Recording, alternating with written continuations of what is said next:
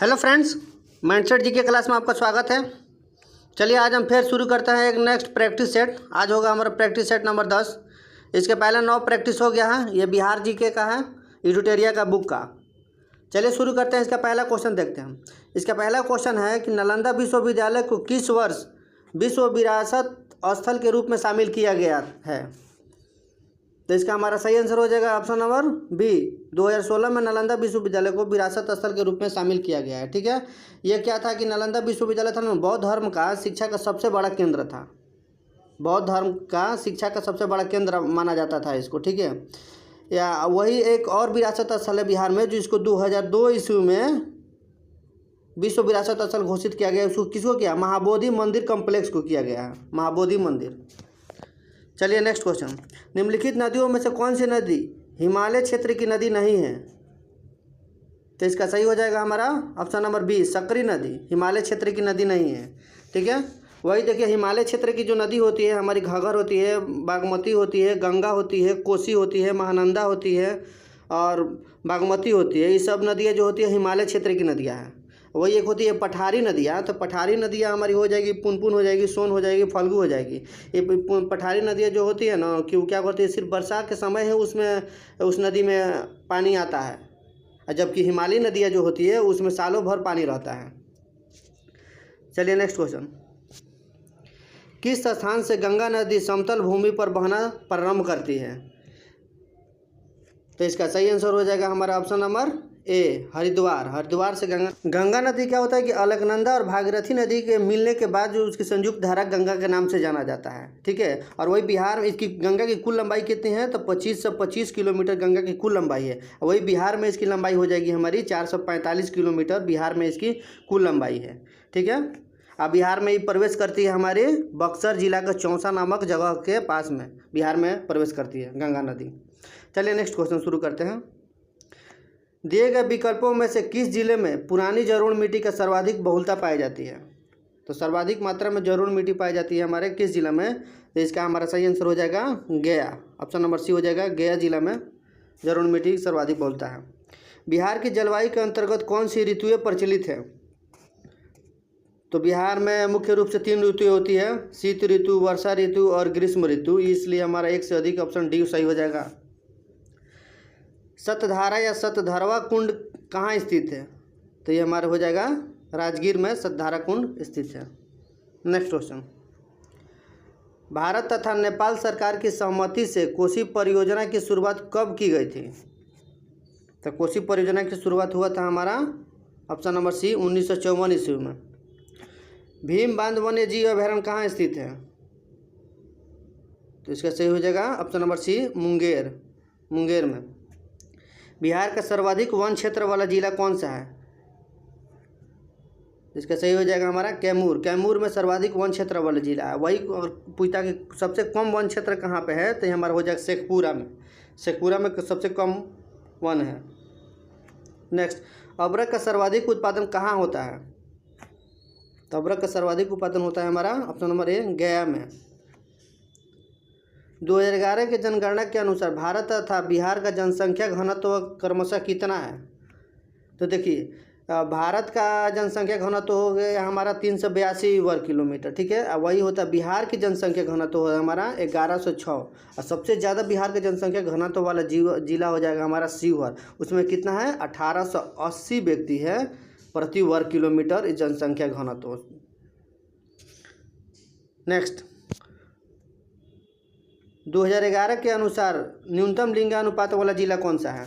न्यूनतम लिंगानुपात वाला जिला हमारा हो जाएगा ऑप्शन नंबर सी, मुंगेर। इसमें 876 है न्यूनतम लिंगानुपात। और वही सबसे ज़्यादा लिंगानुपात करता है 2011 के अनुसार, तो हमारा हो जाएगा गोपालगंज। कितना है हमारा? 10 से 21। ठीक है, नेक्स्ट क्वेश्चन देखिए। बिहार स्थित बरौनी तेल शोधक कारखाना किस देश के सहयोग से स्थापित किया गया है? तो बरौनी स्थित तेल शोधक कारखाना बरौनी जिला में है बिहार के, रूस के सहयोग से बनाया गया। ऑप्शन नंबर सी हो जाएगा हमारा रूस। बिहार में विद्युत इंजन कारखाना कहाँ स्थित है? तो विद्युत इंजन कारखाना बिहार में हो गया है, एक जिला में है, मधेपुरा में है। ऑप्शन नंबर बी हो रहेगा मधेपुरा। नेक्स्ट क्वेश्चन देखिए। मरहौड़ा स्थित डीजल रेल कारखाना निर्मित शक्तिशाली डीजल इंजन का गजराज कितने हॉर्स पावर का है? तो वो बनाता है हमारा 6000 हॉर्स पावर का। ऑप्शन नंबर ए हो जाएगा 6000 हॉर्स पावर के बनाता है। नेक्स्ट क्वेश्चन, बिहार राज्य पथ परिवहन निगम की स्थापना कब हुई थी? तो इसका सही आंसर हो जाएगा ऑप्शन नंबर डी, 1959 ईस्वी में हुआ था। बिहार सरकार द्वारा प्रति वर्ष स्थापना दिवस मनाया जाता है कब? बिहार स्थापना दिवस बिहार सरकार द्वारा कब मनाया जाता है? तो इसका सभी लोग इसका आंसर जानते हैं। ऑप्शन नंबर बी हो जाएगा 22 मार्च को। और कब से मनाता है? तो ये हमारा हो जाएगा 2010 से शुरू हुआ था 22 मार्च को मनाना। नेक्स्ट क्वेश्चन देखिए, बिहार विधानसभा में अनुसूचित जाति के लिए आरक्षण सीटों की संख्या कितनी है? तो इसका सही हो जाएगा हमारा option number B, 2। Next question, भारतीय संविधान के किस अनुच्छेद के अंतर्गत विधानसभा के सदस्य हेतु 125 वर्ष की न्यूनतम आयु सीमा तय की गई है? किस आर्टिकल में बताया गया है, बताइए। तो इसका सही हो जाएगा हमारा ऑप्शन नंबर डी, इनमें से कोई नहीं, क्योंकि 173 में इसका चर्चा किया गया है। अनुच्छेद 173 में चर्चा किया गया। जो ऑप्शन मैंने दिया है तो इसका आंसर हो जाएगा ऑप्शन नंबर डी, इनमें से कोई नहीं। चलिए नेक्स्ट क्वेश्चन देखते हैं। राज्यपाल के विधायिक शक्तियों शामिल है, कौन कौन से इसमें राज्यपाल की विधायिक शक्तियाँ शामिल हैं? इसका हो जाएगा हमारा ऑप्शन नंबर ए, अध्यादेश जारी करना, ये राज्यपाल की शक्ति होती है, जारी होती है, सही है। ऑप्शन नंबर बी है हमारा सत्रवासन करना, तो ये भी हमारा सही है। और संयुक्त अधिवेशन को आहूत करना, ये भी हमारा सही है। ऑप्शन नंबर हो जाएगा सही इसका डी, यानी इनमें से एक से अधिक, तीनों सही है इसमें। नेक्स्ट, बिहार की पहली महिला मुख्यमंत्री कौन है? तो बिहार की पहली महिला मुख्यमंत्री हो गई हमारी कौन? Option number B, Rabri Devi. Next question, राज्य स्थित सचिवालय का मुख्य कार्य है। राज्य में सचिवालय का मुख्य कार्य क्या होता है? तो उसका मुख्य कार्य होता है नीति निर्धारण करना, सही है। विभागीय मंत्रियों की सहायता करना, ये भी सही है।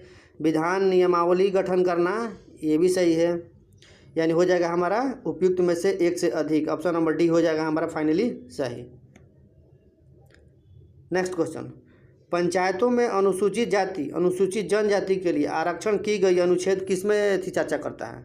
तो इसका हमारा हो जाएगा option number D, option number D हो जाएगा सही, 243 में।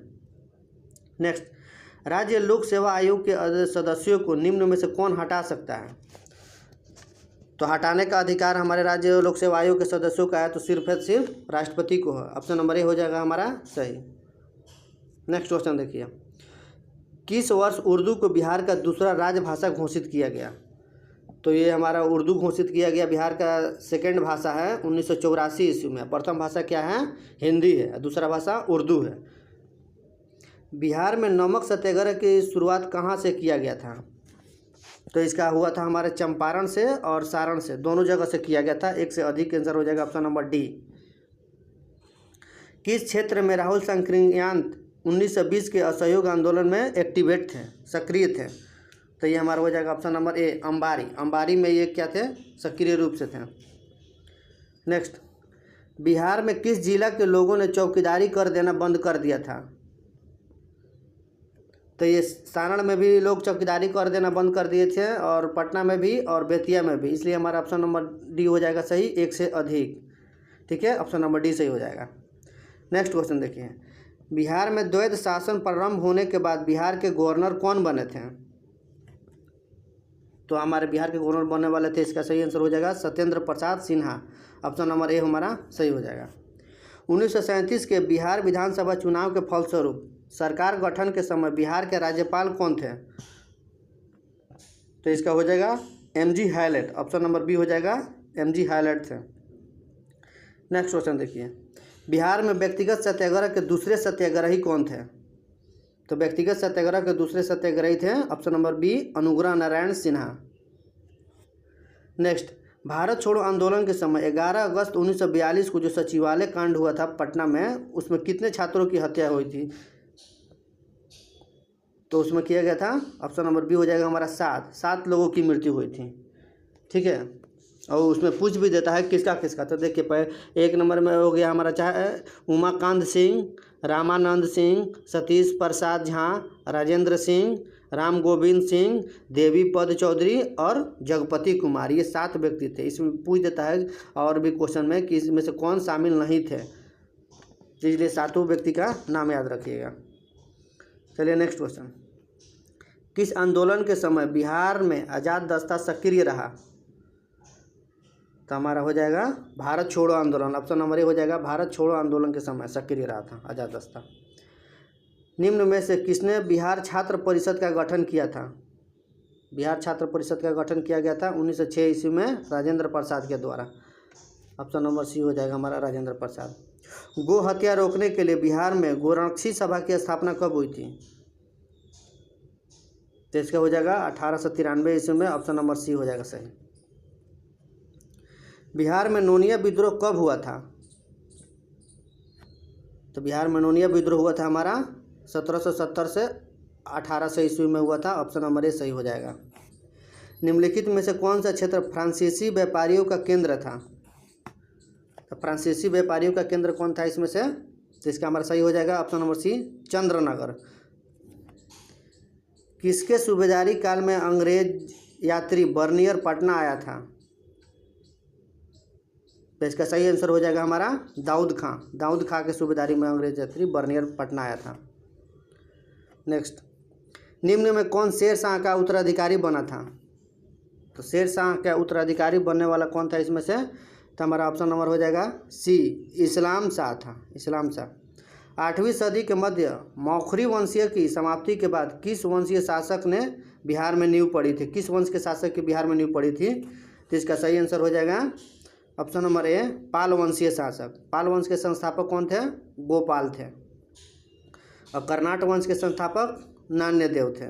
मौर्य वंश के संस्थापक चंद्रगुप्त मौर्य थे। नेक्स्ट क्वेश्चन देखिए, बंगाल के किस शासक के समय सिकंदर लोदी ने बंगाल और मुंगेर दोनों के बीच सीमा रेखा निर्धारण किया था? तो इसका हो जाएगा सही answer Alauddin Hussain Shah. Option number A हो जाएगा हमारा, अलाउद्दीन हुसैन शाह। नेक्स्ट, निम्नलिखित में से किस स्थान पर बख्तियार खिलजी के शव को दफनाया गया था? तो बख्तियार खिलजी के शव को दफनाया गया था हमारे option number C, Bihar Sharif में।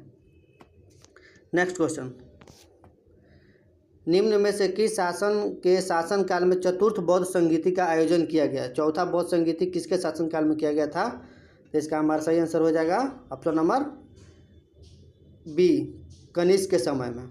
देखिए, पहला बौद्ध संगीति किसके शासनकाल में हुआ था? तो पहला बौद्ध संगीति हमारा अजातशत्रु के शासनकाल में हुआ था, ठीक है। और वही दूसरा किसके हुआ था? तो दूसरा हुआ था हमारा कालाशोक के शासनकाल में। और तीसरा हो गया था हमारा अशोक के शासनकाल में। और चौथा हो गया था हमारा कनिष्क के शासनकाल में। नेक्स्ट क्वेश्चन देखिए, कर्नाट शासकों में कौन एक महान समाज सुधारक था? तो इसे समाज सुधारक कर्नाटक वंश के किस शासक को कहा जाता है? तो इसका सही आंसर हो जाएगा हमारा option number B, Hari Singh को। हरि सिंह क्या था? एक समाज सुधारक था और कर्नाटक वंश का सबसे अंतिम शासक भी था ये। और कर्नाटक वंश के संस्थापक किसको कहा जाता है? नान्यदेव को कहा जाता है, जिसकी राजधानी कहाँ थी? सिमरावगढ़, जो वर्तमान नेपाल में पड़ता है। नेक्स्ट क्वेश्चन, नालंदा बिहार को आर्थिक अनुदान देने वाला शासक कौन था?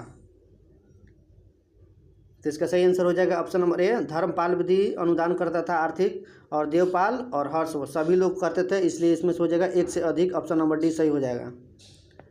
नेक्स्ट, मगध के परवर्ती गुप्त वंश का संस्थापक कौन था? तो परवर्ती गुप्त वंश का संस्थापक था कृष्णगुप्त था, कृष्णगुप्त। नेक्स्ट क्वेश्चन, नालंदा विश्वविद्यालय का संस्थापक कौन था? तो नालंदा विश्वविद्यालय की स्थापना किए थे हमारे कुमार गुप्त ने। ऑप्शन नंबर सी हो जाएगा सही, कुमार गुप्त। लेकिन विध्वंस किसने किया था? तो बख्तियार खिलजी ने किया था। नेक्स्ट, मगध पर शासन करने वाले राजवंश का सही क्रम क्या है? तो मगध पर शासन करने वाले राजवंश का सही क्रम हो जाएगा हमारा ऑप्शन नंबर कौन सा? तो ऑप्शन नंबर हो जाएगा बी, हर्यक वंश, शिशुनाग वंश, नंद वंश और मौर्य वंश। देखिए, हर्यक वंश के संस्थापक किसे कहा जाता है? तो बिंबिसार को कहा जाता है। और शिशुनाग वंश के संस्थापक शिशुनाग अपने ही नाम पर अपने वंश की स्थापना किया था, शिशुनाग। नंद वंश के संस्थापक कहा जाता है महापद्मानंद को, जिन्होंने एकराट और गजरायथी की उपाधि धारण की थी, एकरात और छत्रक की उपाधि धारण की थी। और मौर्य वंश के संस्थापक किसको कहा जाता है? तो चंद्रगुप्त मौर्य को। नेक्स्ट क्वेश्चन, बिहार के मध्य पाषाण काल के अवशेष निम्न में से किस क्षेत्र से प्राप्त हुए थे? तो इसका सही आंसर हो जाएगा हमारा ऑप्शन नंबर ए, मुंगेर में। नेक्स्ट क्वेश्चन, अंग और मगध जनपद का उल्लेख किस वेद में मिलता है? अंग और मगध महाजनपद का उल्लेख किस वेद में मिलता है? तो इसका ऑप्शन नंबर हो जाएगा हमारा बी, कौन सा? अथर्ववेद। अथर्ववेद में मिलता है, अथर्ववेद में, ऑप्शन नंबर बी में। चलिए, इस तरह से हमारा 50 क्वेश्चन कंप्लीट हो गया।